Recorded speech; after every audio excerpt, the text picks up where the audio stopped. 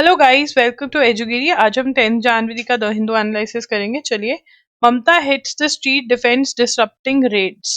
तो यहाँ पर hitting the streets to protest against the enforcement directorate raids on the IPAC office. ठीक है ना। Protest Mamata Banerjee, who is the chief minister of West Bengal. Mamata hits the streets protest against enforcement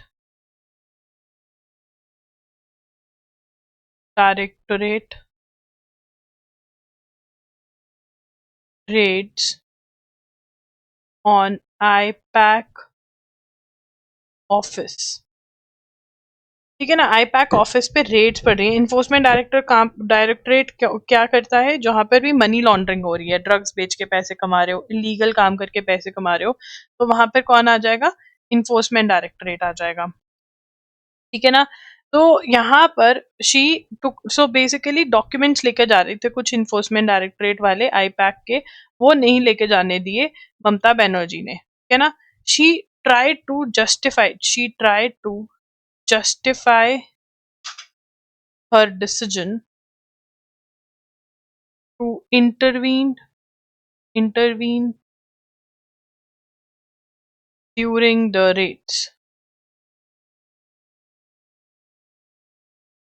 ठीक है ना। क्या बोला? That they were trying to saying that the raids by saying that attempts were being made to steal her party's internal strategy, कि वो कैसे election जीत रहे हैं, ये स्ट्रैटेजी चुराने की कोशिश कर रहे थे ये। This came a day after the chief minister entered the residence of IPAC director Pratik Jain at London Street and then the IPAC office in Salt Lake while the raids were going on. The central agency claimed that Miss Banerjee and her aides forcibly removed physical documents and electronic evidences. IPAC has provided political consultancy to Trinamool Congress since 2021। तो इनके political consultant है, इनके election का सारा वो करता धरता है, पूरी स्ट्रैटेजी बनाने वाले। ठीक है ना। Even as mister Banerjee led the protest march in Kolkata, Trinamool MPs held protest outside the residence of union home minister. तो ये सब हुआ है। This is very very important, very important। Name of the company, name of the director, very important। India dismisses Lutnick's claim that PM didn't call Trump to seal a trade deal। The Ministry of External Affairs on Friday reiterated India's commitment to balance trade pact with United States and said that the latest remark made by US Commerce Secretary were not accurate। Mr. Lutnick had earlier said that India-US trade deal did not happen because PM Modi did not call US President Trump to wrap up the final stages. तो ये कहा जा रहा है कि उनके secretary ने बोला कि तुम्हारी डील इसलिए नहीं हो पाई क्योंकि पीएम मोदी ने ट्रम्प को कॉल नहीं किया, इसलिए डील नहीं हो पा रही। बीटीए जो साइन होना है बायलैटरल ट्रेड अग्रीमेंट। तो जो हमारे मिनिस्टर ऑफ एक्सटर्नल अफेयर्स हैं, उन्होंने बोला कि मिनिस्ट्री ऑफ एक्सटर्नल अफेयर्स है, उनके स्पोक्स पर्सन ने बोला कि ऐसा कुछ नहीं है, ये ऐसी बकवास मार रहे हैं। ठीक है। अब आगे चलेंगे। Iran defies Trump warns protesters of crackdown. तो यहाँ पर ईरान जो है वहां पर प्रोटेस्ट चल रही है। ठीक है ना।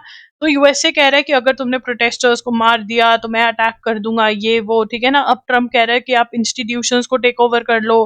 ठीक है ना। तो यहाँ पर ठीक है, तो अब लोग तो प्रोटेस्ट कर रहे हैं वहां पर ईरान में। और प्रोटेस्ट स्टार्ट क्यों हुई? Because of inflation, because of जो उनकी करेंसी है वो बहुत ज्यादा नीचे गिर गई है। रायल जो उनकी करेंसी है ईरान वालों की।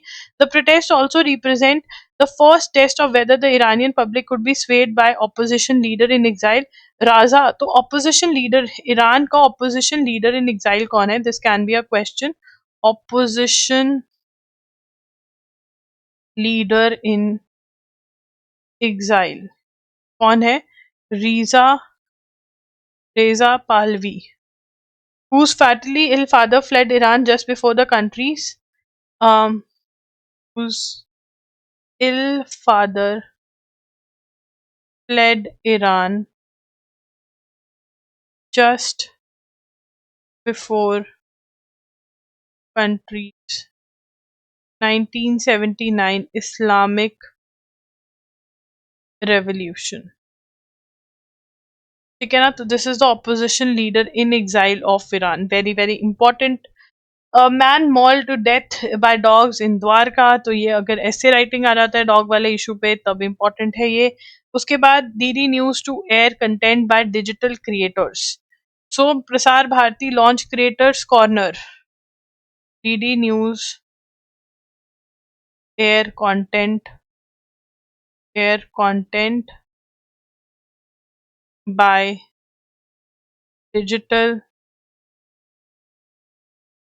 क्रिएटर्स। ठीक है ना, डीडी न्यूज क्या लेके आएगा, content that is aired by digital creators.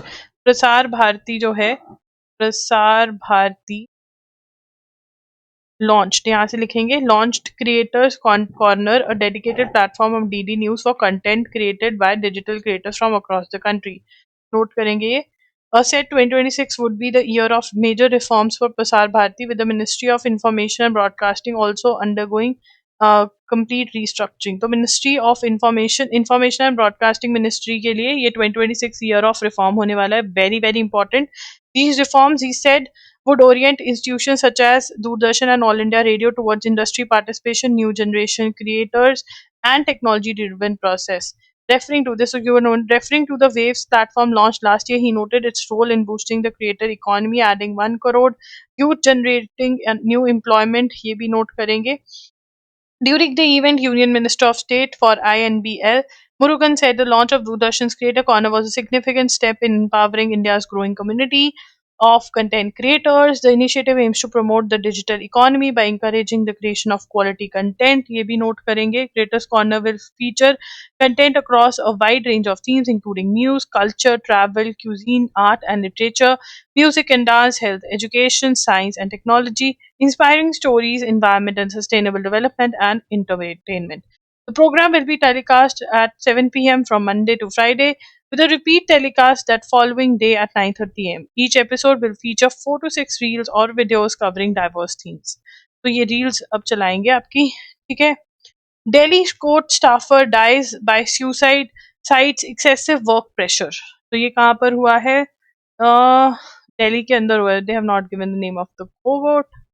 So we are going to just note the title, ठीक है ना, टाइटल नोट कर देंगे।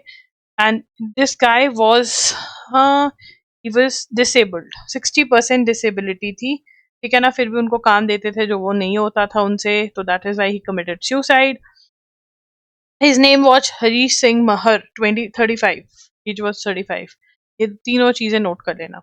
उसके बाद the enforcement directorate searches on Jan 8 in Calcutta at location linked to Indian Political Action Committee are a development set to be repeated in run up to West Bengal Assembly. तो यहाँ पर हमें IUPAC की full form भी पता चल रही है, ठीक है ना, enforcement directorate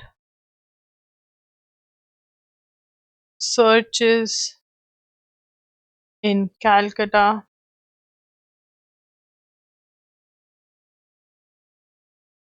at locations linked to Indian Political Action Committee, IUPAC. तो आईपैक हमें पता चल गया कि भाई इलेक्शन कैंपेन हेड करती है 2021 से तृणमूल कांग्रेस का। ED searches were part of ongoing money laundering investigation unrelated to the election aimed at tracing the proceeds of crime. The TMC held protests, ठीक है ना, IPAC office and accuse the Bharatiya Janata Party of using the central agency को use कर रहे हैं against state, जो कि गलत है। Documents were removed and has approached the Calcutta high court. The Central Bureau of and IT Department have confirmed states governments run by opposition parties. ये सारा, ये हमें इसकी फुल फॉर्म ही लेनी थी यहाँ से, बाकी हम कर चुके हैं। President Donald Trump urgency to push Russia sanction bill. तो रशिया सैंक्शंस बिल ये भी जरूरी है। तो रशिया सैंक्शन बिल क्या है, Russia sanction bill through Congress granting him to power, ठीक है ना, granting Trump power to impose tariffs of up to 500% on nations buying oil from Russia. जो रशिया से ऑयल खरीदेगा उस पर कितना टैरिफ लगा देगा? 500%, अगर ये बिल वहां की कांग्रेस पास कर देती है। ठीक है ना? This is punitive measure, punishment measure to weaken Russia's war economy. Yet this legislative push comes after the capture of Venezuelan President Nicolas Maduro on January 3. Throughout his press briefing thereafter, Mr. Trump emphasized Venezuela's vast oil reserves as America's underlying strategic interest. This twin focus on Russian sanctions and Venezuela oil assets suggests that both measures are less about geopolitical penalization and more about protecting the petrodollar dominance. ठीक है ना? तो इसका one of the reasons can be, reason क्या है इन सब चीजों का? ठीक है ना? Protecting petro dollar dominance. ठीक है ना? पेट्रो डॉलर, अभी जो पेट्रोल की ट्रेड होती है, ठीक है ना, अब जो dollar US dollars earn by oil exporting countries through the sale of their oil, ठीक है ना, तो यूएस को फायदा होता है क्योंकि डॉलर में ट्रेड हो रही है, तो जो ऑयल बिक रहा है वो डॉलर में बिक रहा है। बट रशिया जो ऑयल बेच रहा है वो अपनी लोकल करेंसी में बेचने लग गया। इंडिया युआन में कैपिटल जो चाइना की क्या करेंसी है उसमें पे कर रहा है, कुछ कुछ और तरीके से कर रहा है, तो इसीलिए चाह रहे हैं कि रशिया जो है उसको ऑयल ना बेचा जाए। ठीक है ना? वन ऑफ द रीजंस ये है। ठीक है ना? ये वॉर तो बहाना है, एक्चुअल में तो ये पेट्रो डॉलर बचाना चाहते हैं डोमिनेंस अपनी। Israel decision in December 2025 to recognise Somaliland, ठीक है ना, तो Israel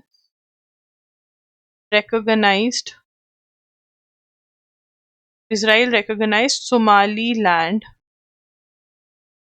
in December 2025. Now this is very very important, किसने किसको recognize किया? दिसंबर 2025 में इजराइल ने सोमाली लैंड को recognize किया, है ना, दिसंबर 2025 में। ठीक है? As an independent sovereign state, ठीक है, as an independent sovereign state, ठीक है ना, beyond the immediate diplomatic fallout, the move carries wider risk. It may intensify Cold War style proxy conflicts, provoke economic and political coercion, and further militarize an already volatile maritime corridor of Red Sea and beyond. तो अब यहाँ पर क्या है?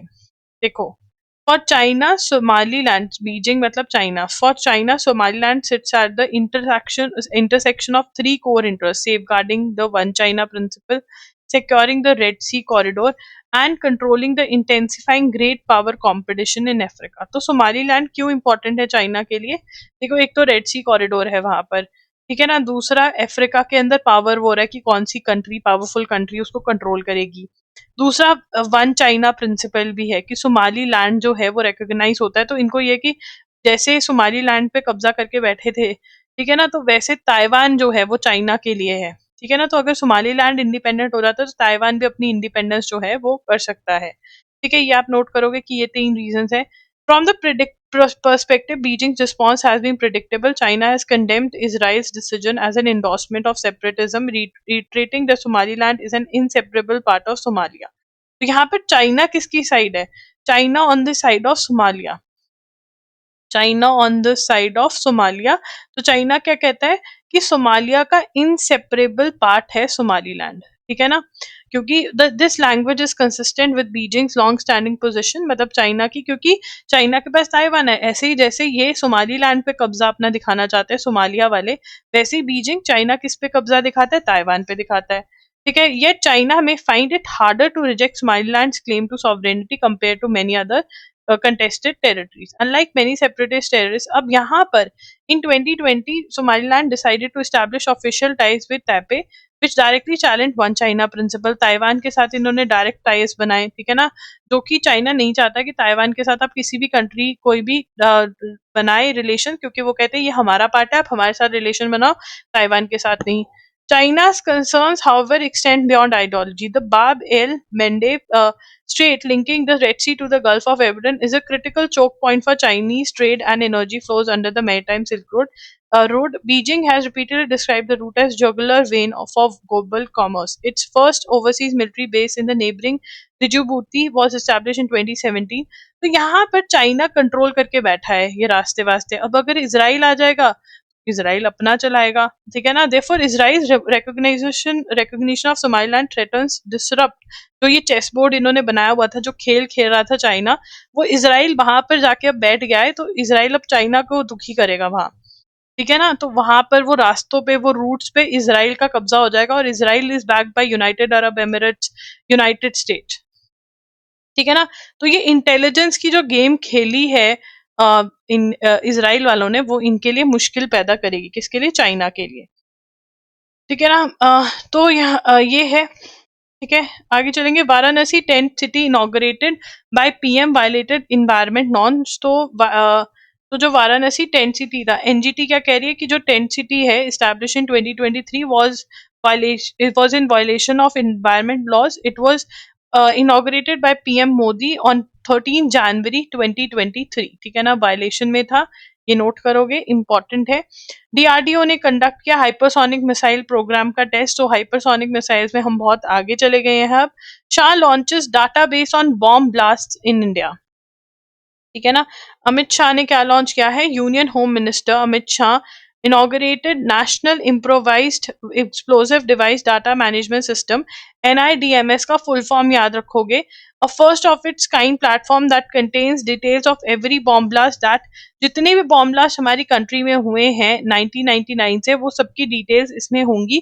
तो आपको इससे क्या फायदा होगा? इससे हमें रिसर्च करने में, पैटर्न्स ढूंढने में फायदा होगा कि क्या पैटर्न्स रहे हैं, क्या कैसे हुआ है. तो रिसर्च करने में बहुत ज्यादा हेल्प रहेगी, ठीक है ना. तो ये पुलिस असेस कर सकती है डाटा. इनके हेडक्वार्टर्स मानेसर हरियाणा में है, ये आप नोट करोगे. तो ये बहुत ही अच्छी चीज होने वाली है पैटर्न्स को रिकॉग्नाइज करने के लिए, ठीक है. उसके बाद Meloni rules out US military. तो यहाँ पर ग्रीनलैंड के ऊपर यूएसए कह रहा है कि हम तो लेंगे कंट्रोल. तो मेलोनी कह रही है फिर नाटो का क्या ही मकसद रह जाएगा अगर ग्रीनलैंड पे यूएसए अटैक कर देगा तो, ठीक है ना.